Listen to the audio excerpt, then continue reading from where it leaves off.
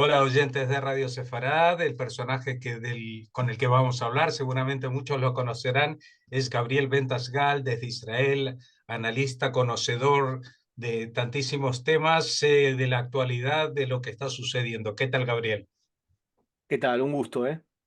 Y es que lo que está sucediendo a veces confunde o va con la intención de confundir, porque aquí en España la prensa, pues el dictamen que ha hecho la Corte Penal Internacional respecto a la denuncia del fiscal de acusar a Israel y de frenar las hostilidades, pues se ha dado a conocer de una manera como que ha ordenado a Israel parar todas las actividades y que lo ha acusado de genocidio.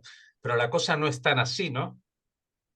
No, no es tan así. Yo en general aconsejo en algunos países prestarle menos atención porque la prensa ha perdido mucha credibilidad. Fíjate que en España, salvo algún que otro medio aislado, los medios hegemónicos más importantes eh, pecan de una agenda claramente anti-israelí, en algunos casos antisemita. Y digamos que la profundidad no es característica en general de los medios de comunicación. Y después de haber trabajado yo en medios de comunicación españoles, te voy a decir que cuando un periodista en general no sabe crear el marco de referencia para que se entienda un fenómeno, te va a contar historias humanas. Si revisas los medios de comunicación españoles, está plagado de historias humanas.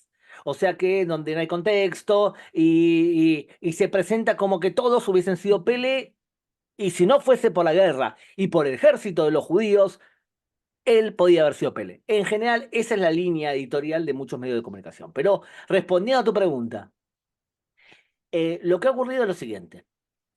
Se han tomado decisiones que son políticas, pero nos da a entender o nos hacen creer que son decisiones legales, que no lo son.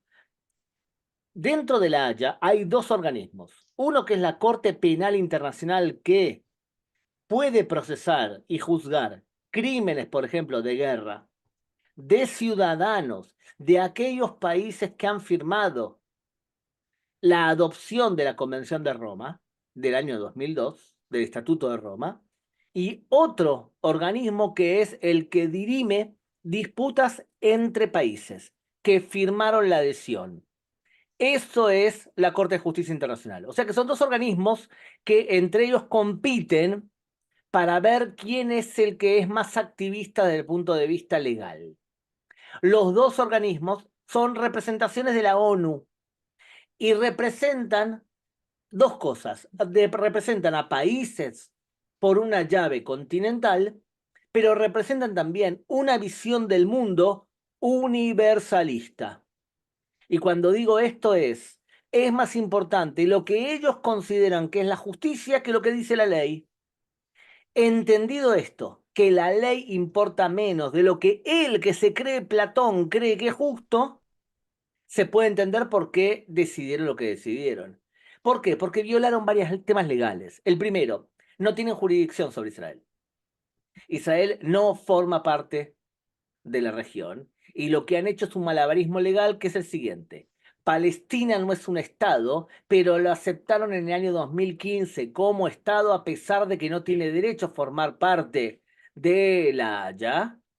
La aceptaron como estado y como parte de los eventos ocurre en territorio de Palestina, que no tiene un territorio claro. Entonces ellos creen que tienen jurisdicción a pesar de que Israel no forma parte. Eso es una violación de los principios legales que formaron la organización. La segunda violación te dice que existe un principio que es el principio de complementariedad. Y es, tú no procesas a alguien si ese alguien tiene un sistema judicial fuerte que en caso de crímenes de guerra van a procesar a Netanyahu o a quien sea. Tú no te metes cuando ese país democrático tiene un sistema judicial respetable. Israel lo tiene. Entonces violaron ese principio de complementariedad. Tercero, argumentan que Israel viola la ley internacional porque mata de hambre a los palestinos.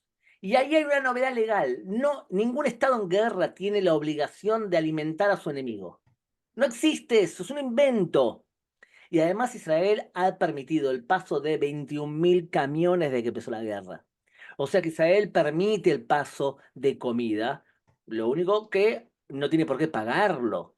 Ahí te acabo de nombrar 3 violaciones de la ley y por eso decanto que las decisiones son políticas. ¿Qué es lo que ha decidido el fiscal? Pedirle a los jueces que detengan a Netanyahu para procesarlo. Va a venir el fiscal Moreno Campo, que ex fiscal de la Corte Penal Internacional, va a decir, bueno, pero Israel podría no necesariamente ir y ser detenido, sino explicarle a la ONU, perdón, a la Haya, a la Corte Penal Internacional, que no está violando la ley. Pero también es un problema, porque sería reconocer a un organismo político como un organismo que tiene jurisdicción sobre ti. Por eso Israel no le responde, porque no reconocemos que tiene jurisdicción, van a decir los del gobierno de Israel. Y porque entendemos que son un grupete de políticos que argumentan legalmente. Ahora bien, esta Corte Penal Internacional ha juzgado otros casos, porque como tú hablabas de que hay dos cosas en La Haya, lo que no sé es cuál de las dos ha juzgado, por ejemplo, el caso de creo que era Milosevic, también se Corte Penal habló Internacional. en la Corte Corte Penal. Penal. Claro, la Corte de Justicia lo que ha hecho es, por ejemplo, la disputa entre Bolivia y Chile, por ejemplo, por el tema de la salida del mar. Ujú. O el de las Pero papeleras entre Uruguay y Argentina. vale, pero en esos casos también había garantías de que en esos países los mecanismos de justicia eran suficientes garantes para no tener que obedecer una orden externa, ¿no? ¿O no? Justamente con Milosevic no, y también con Bashir, el Bashir de Sudán, Sí. también se emitió una orden de detención porque el régimen interno no era suficientemente creíble para suponer que lo iban a procesar. Lo mismo pasa con Putin. Putin también es acusado de crímenes de guerra porque no se confía que la justicia rusa sea una justicia independiente. Ahora, poner en la misma balanza a Sudán, Rusia e Israel y está cerca de la inmoralidad. A ver, vamos a ver. Entiendo que Sudán, este que mencionábamos, no ha Omar el sido Bashir. juzgado, ¿no? No ha sido entregado. No. O sea que tú puedes mandar una orden y que no le hagan mucho caso, como las Lo órdenes que de ocurre, detención. Jorge, lo que ocurre es que 140 países han firmado esa adhesión y es de suponer que un país, digamos, como España, si Netanyahu visita España, con el gobierno actual de España es probable que lo detengan. Y van a argumentar que están cumpliendo, si es que la aprueban, por supuesto, la orden de detención contra Netanyahu. Alemania, ¿piensas tú que va a detener a Netanyahu? Me cuesta creerlo. Estados Unidos, Inglaterra, por supuesto que no. O sea que me cuesta creer que países que son críticos porque entienden que se trata de un organismo político, me cuesta creer que lo detengan a Netanyahu. El caso más extremo es el caso de Estados Unidos, Jorge, que hay una ley en Estados Unidos que si se detiene a un ciudadano norteamericano bajo estos argumentos, Estados Unidos tiene que utilizar toda la fuerza física necesaria para liberarlo. En otras palabras, conquistar la Haya si es necesario. Bueno, no creo que sea el caso, por lo menos con el presidente Biden. Yo ya no, no pondría las manos en el fuego si vuelve Trump. Pero lo que estamos viendo, porque tú mencionabas también a Putin, y a mí me llama mucho la atención que aquí, bueno, se esté hablando de estos juicios y condenas. Y bueno, es cierto que a Rusia se ha impuesto desde Europa boicots o distintas formas de frenar el comercio con Rusia, etcétera, pero no he visto que se le niegue la entrada, ¿o sí? Putin lo que ha hecho es ha ido, visitado países que sabía que no lo iban a detener, como China, por ejemplo, como Arabia Saudita. Ha ido a lugares donde sabía que no lo iban a detener. Ahora, tengamos en cuenta que, como bien dijo Felipe González hace poco, para el progre, no lo dijo él con estas palabras, pero para el progre, protestar contra Putin no vende. Para el progre tiene que protestar contra aquel que en su imaginario colectivo representa todo el mal de Occidente. Y ese es Israel. Como no pueden pelear contra Estados Unidos, porque al progre le anularían la visa para poder ir al país más poderoso en este momento, entonces el progre va a protestar contra aquel que tenemos ya 2000 años de experiencia, que boicoteamos y que denostamos. Entonces, eh, importante no intentar buscar lógica entre este tipo de conducta. No es ilógica. En ese caso hay que tomar en cuenta lo que dijo Leon Pinsker. Dijo, el antisemitismo es una enfermedad incurable. Y te dice dos cosas. Una, que es una enfermedad. Y segundo, que es incurable. ¿Es curable el antisemitismo de la extrema izquierda, por ejemplo, española, la extrema izquierda colombiana? ¿Es curable? Y no sé. Puede ser. Lo que sí es que parece una enfermedad, porque vos argumentás racionalmente y no hay forma de que captes una neurona despierta. Van a seguir argumentando 35.000 muertos y repitiendo las cifras que da jamás. Bueno, estamos en esta situación que es muy extraña porque aparte en España, que es un caso que tú sigues muy de cerca y que conoces la prensa y todo, pues hasta ahora ha habido pronunciaciones bastante burdos de el socio de gobierno de la extrema izquierda, de Sumar y de Podemos, hablando de genocidio ya en las primeras horas cuando todavía Israel ni siquiera se había dado cuenta de lo que había pasado, pero ellos ya lo tenían claro de que era todo culpa de Israel. Han habido declaraciones de ministras y de otro tipo de militantes importantes dentro de esta formación, pero lo que nos ha sorprendido es que ahora también empiezan los propios miembros del gobierno, la parte socialista del gobierno. La ministra de Defensa, Margarita Robles, ha dicho que esto es evidentemente un acto genocida y hoy el presidente Sánchez tenía una rueda de prensa con el presidente de Ucrania, que está de visita en España, pero le hicieron una pregunta alusiva a la declaración que mañana se va a dar de reconocimiento junto con Irlanda y con Noruega, y ha dicho una frase que a mí me ha quedado un poco grabada en la cabeza. Ha dicho, Palestina ha sido, es y será. Es algo que, vamos, yo creo que ni los ideólogos de la autoridad palestina habían dado con una fórmula tan espiritual y tan poética, ¿no? Para decir de que es una evidencia que existe y que ha existido siempre. Y cuando, entre otras cosas, el nombre Palestina viene del hebreo, ¿no?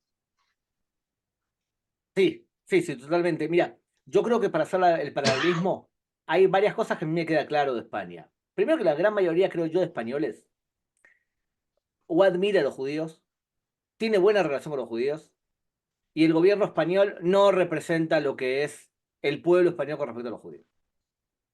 Eso a mí me queda clarísimo. Segundo, también me queda claro que el antisemitismo español no es un tema menor. Mira, Jorge, desde el momento que los principales escritores tradicionales españoles han hablado como han hablado de los judíos, demostrando un antisemitismo terrible. ¿Querés ver el más antisemita de todos los escritores? Fíjate los textos de Quevedo. Un desastre.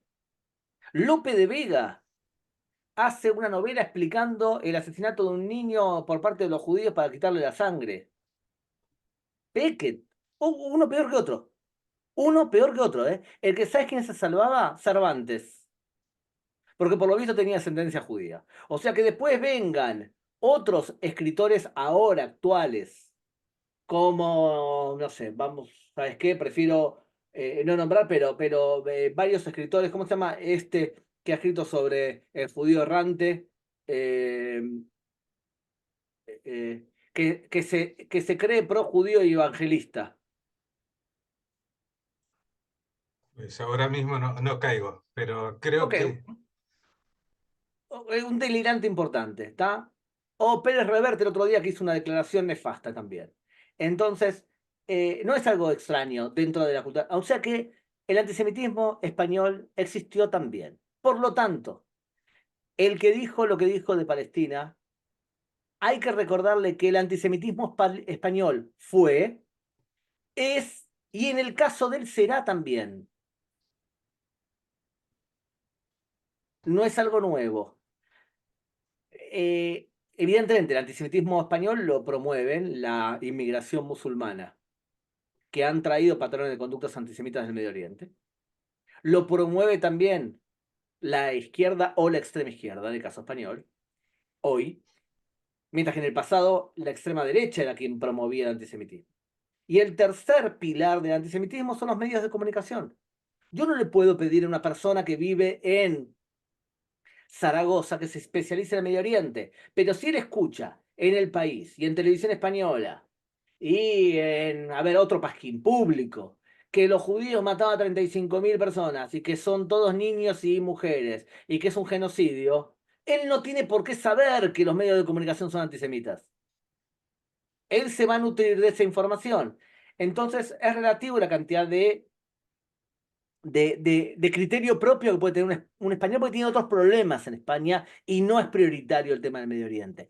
Por lo tanto, claramente, España hoy en día tiene inmigración musulmana antisemita, tiene medios de comunicación claramente antisemitas y tiene también un gobierno que promueve el antisemitismo, que tiene portavoces antisemitas y que además simpatiza con el terrorismo, cosa que no es algo nuevo, ¿eh? España el terrorismo tiene un problemita serio de lo que es terrorismo y lo que no es. No es la primera vez que España es derrotada por el terrorismo. Te voy a dar un ejemplo. Año 2004. Aznar metió tropas españolas en Irak.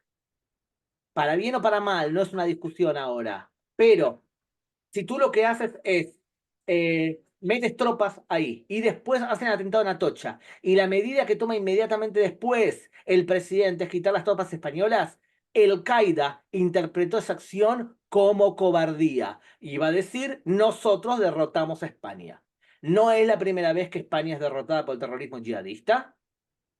Jamás ahora también festeja igual que el Qaeda y con los mismos gobernantes. O sea que no es un proceso nuevo esa inocentada o maldad de ciertos gobernantes cuando se trata del terrorismo islámico. Bueno, respecto a las perspectivas, ahora ya es muy difícil mirar hacia adelante con alguna perspectiva, porque cuando esto empezó hace 7 meses, pues yo creo que ni siquiera el gobierno se pensaba en el desarrollo que esto iba a tener, en el papel de freno que iba a ejercer Estados Unidos para los operativos, especialmente cuando ya estaban en la fase final, porque cuando estaban entrando en Han Yunes, ya nos anunciaban hace 2 o 3 meses que lo siguiente era Rafah, que era el último reducto. Y al final lo de Han Yunes se prolongaba, lo de Rafah no empezaba, luego vino el Ramadán y dijeron después del Ramadán. Y ahora cuando toca también dicen que no, pero ya se está actuando. Es decir, hay mucha confusión respecto a lo que realmente está pasando y lo que puede pasar, ¿no? Mira, yo creo que la decisión israelí basada en tres pilares. Una, jamás no va a ser más gobierno en la Franja de Gaza. Dos, eh, jamás no va a tener la oportunidad de rearmarse. O sea, no le vamos a permitir rearmarse. Y tres, vamos a destruir la capacidad bélica de Hamas. Esos tres pilares no van a detenerse. Proteste la Unión Europea, proteste Biden o proteste la Corte Penal Internacional. Esos tres pilares no se van a detener. ¿Sabes por qué? Porque si lo detiene el actual gobierno de Israel, cae de inmediato. El que quiere esos tres pilares no es solamente el gobierno, es la población. Y la inmensa mayoría de la población de Israel está de acuerdo en esos tres pilares. El cuarto pilar sería si hay que crear después de eso un país gobernado por la autoridad palestina o no. Ahí hay más desacuerdos, pero no tantos, ¿eh? En general hay consenso que la autoridad palestina no puede ser responsable porque es igual de promotora del terrorismo que Hamas, con distintos medios. Pero los tres pilares están claros. Por lo tanto, si compras esta tesis que te acabo de decir, ¿Israel va a continuar atacando Rafah, sí o no? Sí.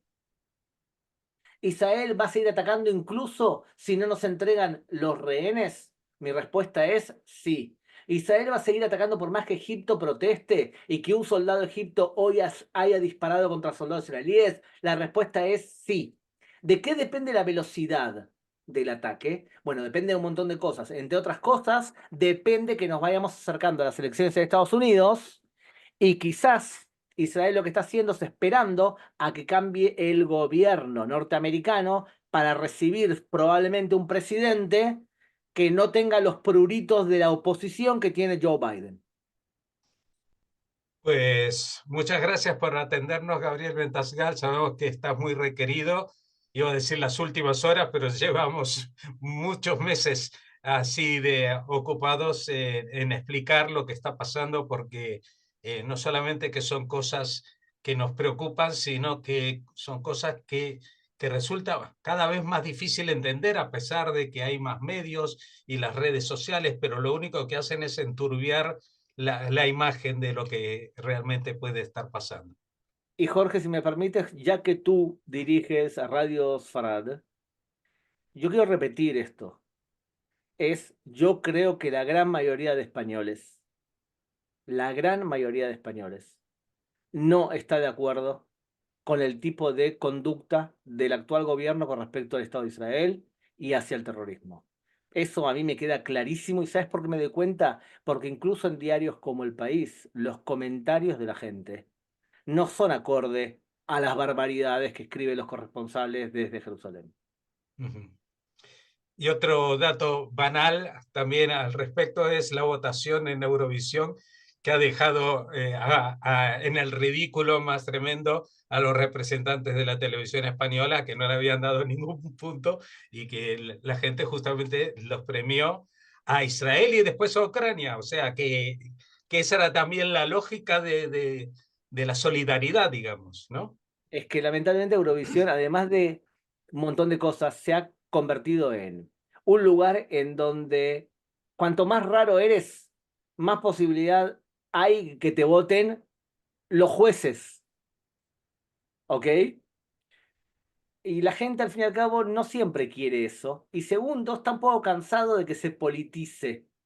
Y en el caso de Eurovisión, el que politizó fueron los propios concursantes y las cadenas de televisión que le metieron ficha todo el tiempo a cierto tipo de conducta. Cuando tú tienes a una delirante que acaba de ser liberada de un hospital psiquiátrico como la concursante de Irlanda, y la medios de comunicación la felicitan como que es una linda transgresora, cuando evidentemente es lo más cercano a Satanás y Belcebú, y bueno, te das cuenta de que algo malo hay. Y en el momento de votar, el público europeo probablemente no quiera eso. ¿Qué hacen los medios de comunicación? Bueno, empezaron a escribir publicidades que Israel lo que hizo fue intentar hacer la campaña con dinero para que la gente vote Israel, porque no pueden convivir con la idea de que todo lo que querían no ocurrió. Entonces tienen que buscar una explicación para cerrar esa disonancia que han creado.